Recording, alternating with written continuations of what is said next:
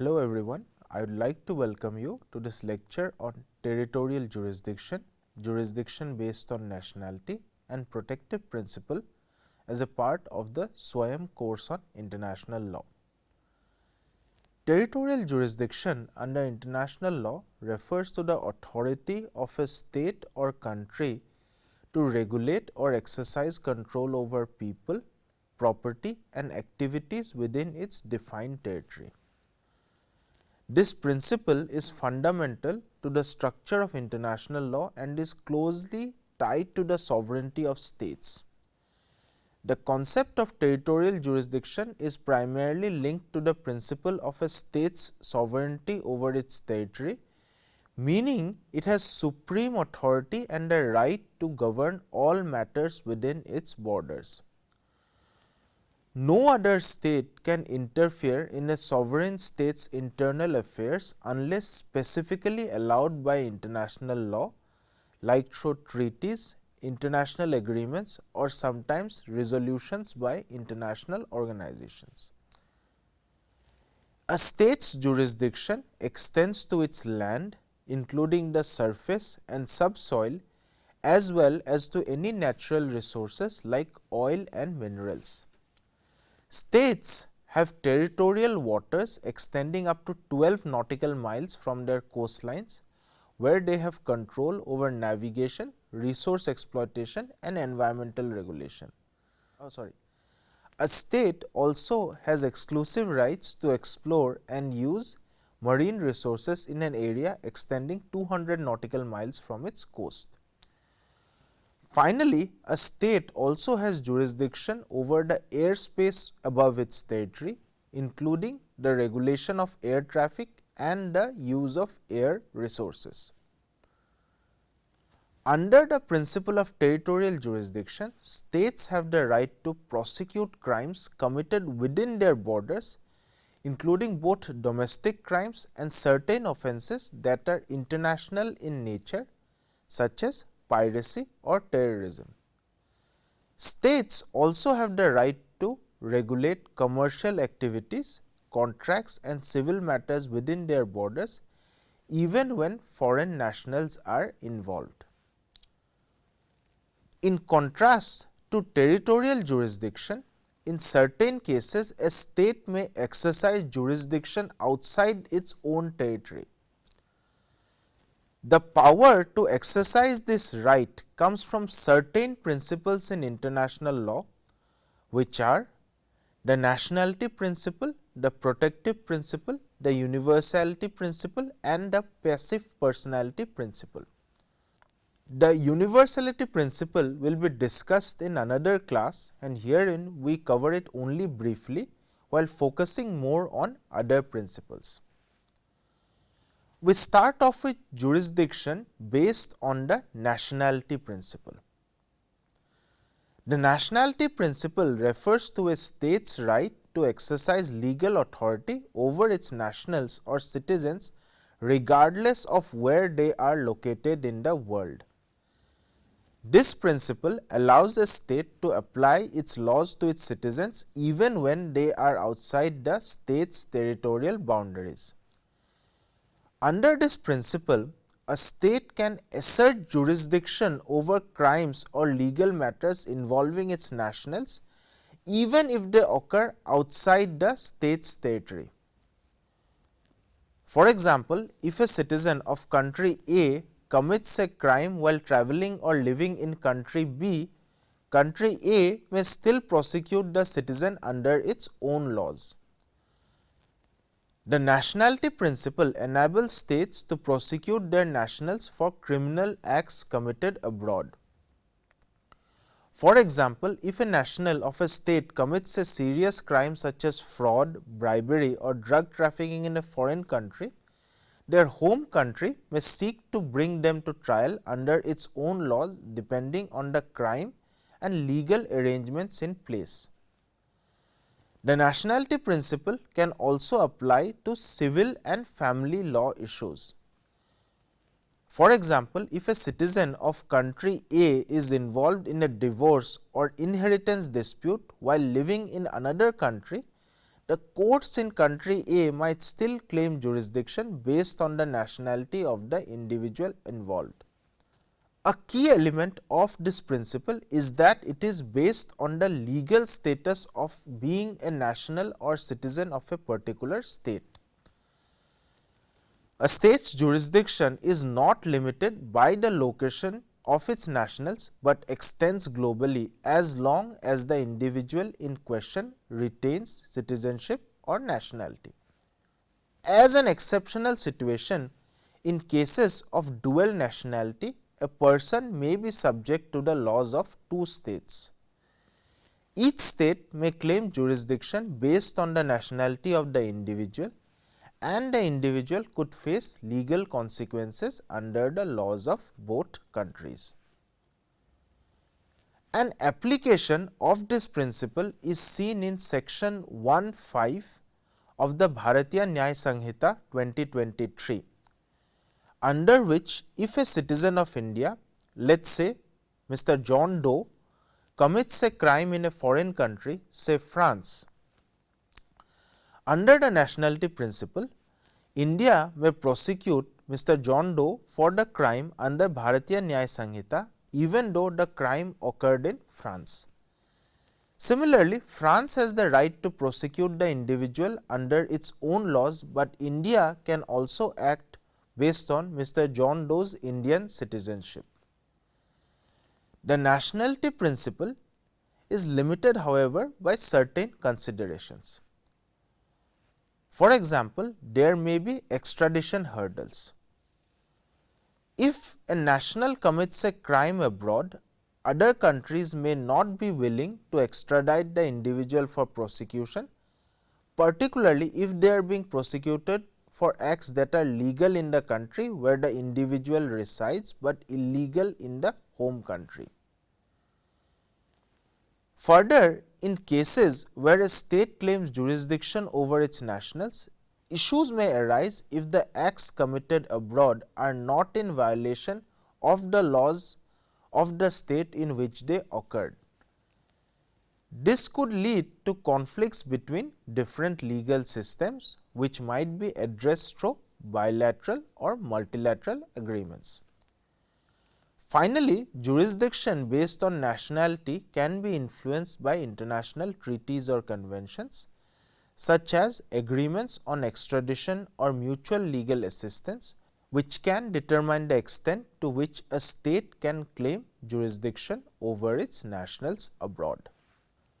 The next principle which is seen for application of extraterritorial jurisdiction is the protective principle, which is a legal concept that allows a state to exercise jurisdiction over certain activities that occur outside its borders if those activities threaten the state's national security or other vital interests. Under this principle, a state may assert jurisdiction over crimes committed abroad even if they do not directly involve its citizens or territory, as long as the acts endanger its security or fundamental interests. An application of this principle is seen in section 48 of the Bharatiya Nyaya Sanhita 2023, under which if a citizen of a foreign country, let us say country X, with the name Mr. John Doe instigates the commission of a murder in India. Under the provisions of section 48 based on the protective principle, India may prosecute John Doe for the crime under Bharatiya Nyaya Sanhita even if he is a citizen of country X. Similarly, country X has the right to prosecute the individual under its own laws, but India can also act based on the protective principle enshrined in section 48 of the Bharatiya Nyaya Sanhita 2023. The protective principle allows a state to claim jurisdiction over activities that could harm its national security or its political, economic or other essential interests. For instance, this could involve actions like espionage, terrorism or trade secrets theft, even if the conduct occurs outside the state's territory. While territorial jurisdiction is typically limited to a state's borders, the protective principle extends those jurisdiction beyond those borders when the state's security or core interests are at risk. This gives states broader power to act in a global context. For example, if a foreign agent engages in espionage activities against a state, such as attempting to steal sensitive government or military information, the state may exercise jurisdiction under the protective principle even if the activities occur outside its borders. Similarly, if a foreigner attempts to conduct acts of terrorism in India, he may be prosecuted under section 113 of the Bharatiya Nyaya Sanhita 2023.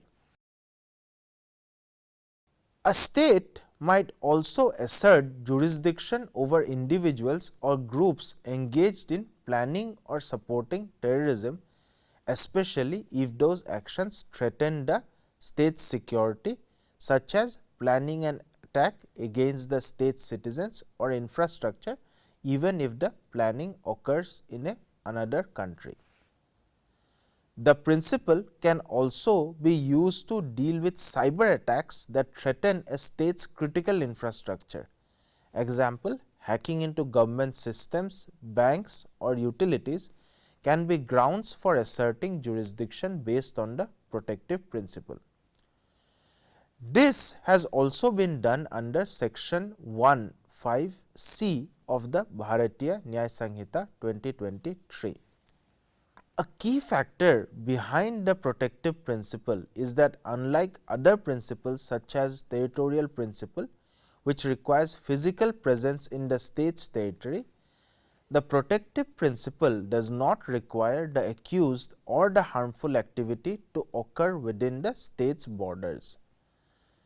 The mere threat to the state's interests, regardless of where it originates, can justify the exercise of jurisdiction.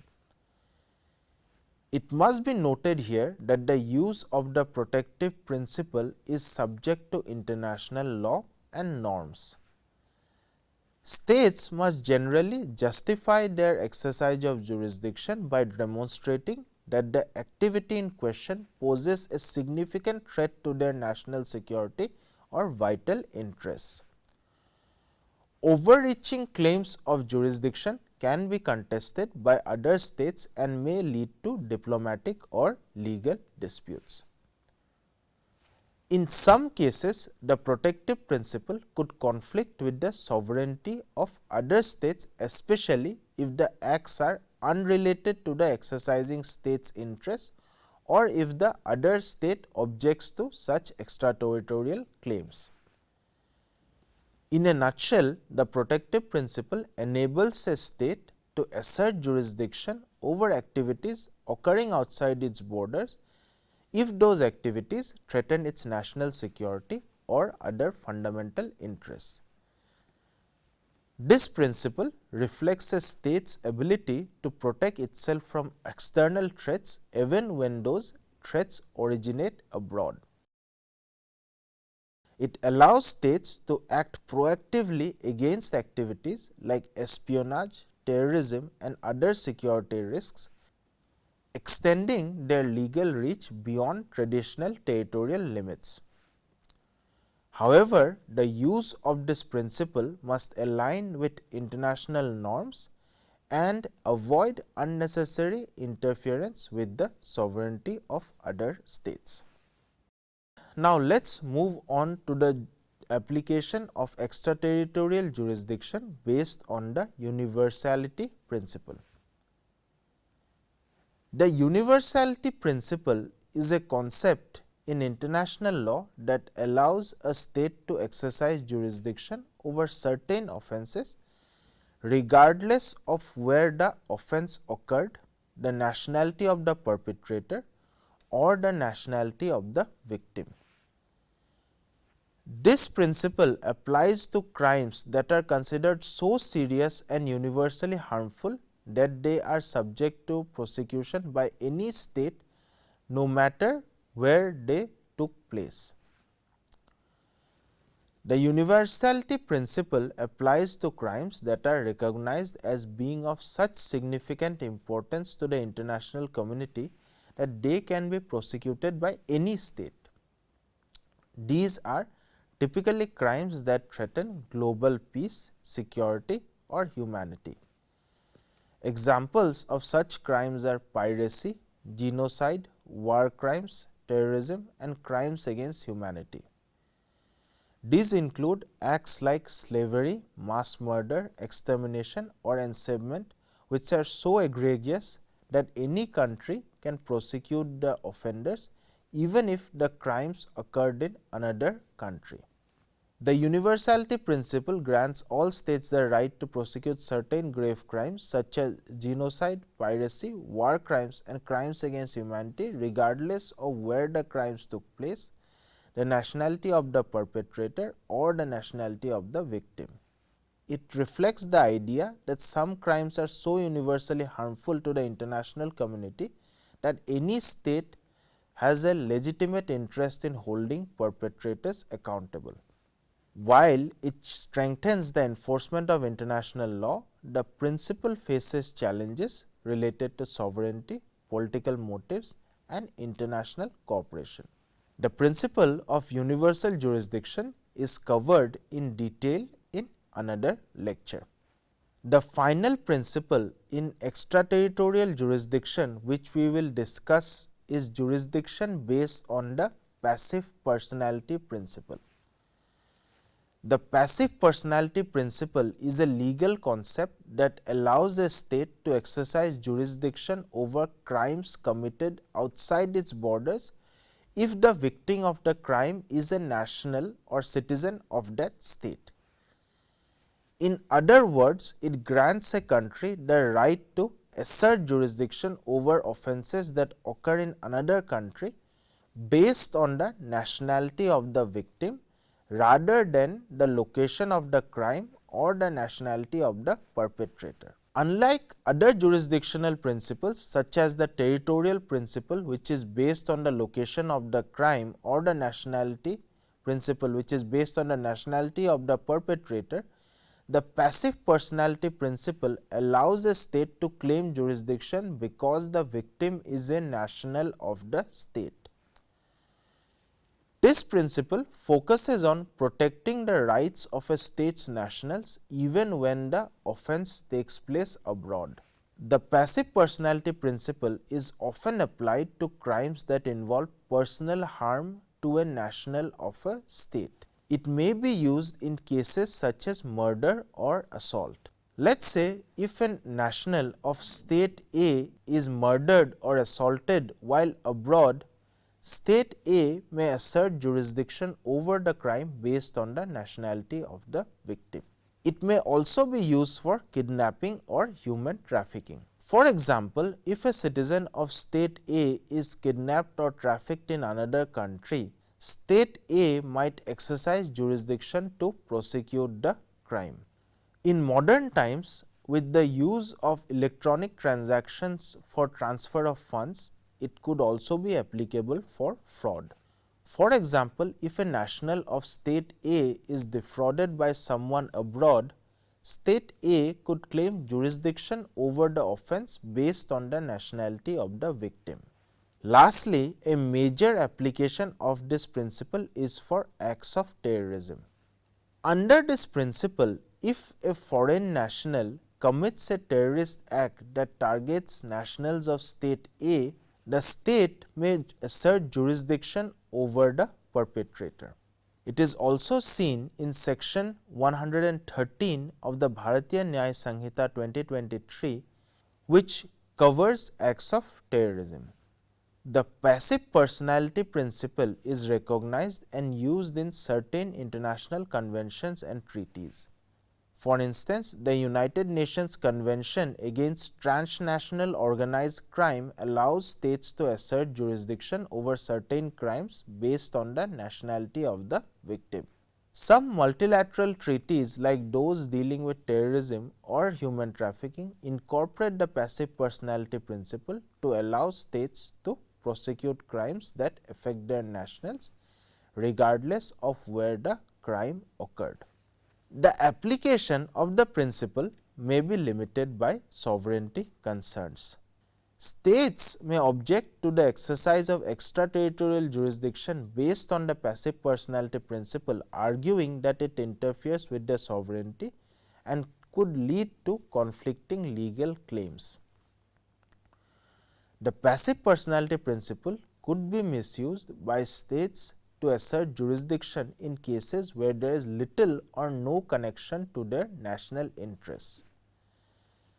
This could lead to politically motivated prosecutions or legal overreach.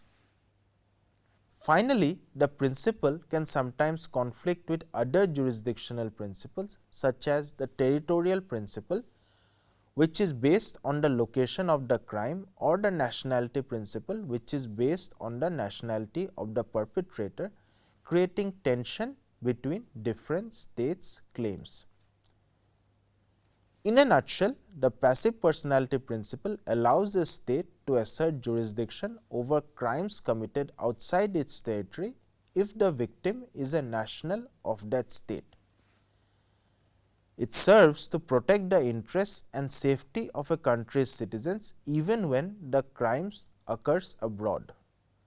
While it offers an additional means of seeking justice for nationals harmed overseas, it can lead to conflicts with the sovereignty of other states and raise concerns about extraterritorial legal overreach. One of the key challenges in exercising extraterritorial jurisdiction is balancing the principle of state sovereignty.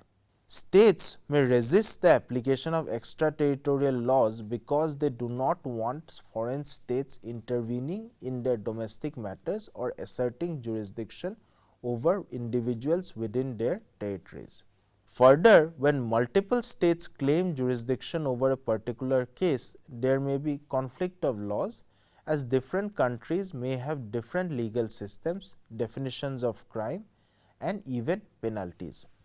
Even if a state asserts extraterritorial jurisdiction, enforcing its laws can be difficult, especially if the individual is located in another state that refuses to cooperate, or if there is no international mechanism to compel enforcement. Finally, a practical hurdle affecting the process is that exercising extraterritorial jurisdiction can strain diplomatic relations between states. For example, if a state attempts to prosecute a foreign national for a crime committed abroad, the state where the crime occurred may object to the extraterritorial application of another country's laws. To sum up, extraterritorial jurisdiction for crimes under international law allows states to address crimes that have transnational elements or pose significant threats to international peace and security. It is grounded in principles such as nationality, universality, protection of vital interests, and the victim's nationality. While extraterritorial jurisdiction is essential for prosecuting serious crimes that cross borders, it also raises challenges related to sovereignty, enforcement, and international cooperation. International treaties, conventions, and courts play key roles in facilitating the exercise of extraterritorial jurisdiction and ensuring justice for crimes that affect the global community. With that, we wind up the discussion on territorial jurisdiction, jurisdiction based on nationality, and protective principle. We look forward to meet you in the future lectures.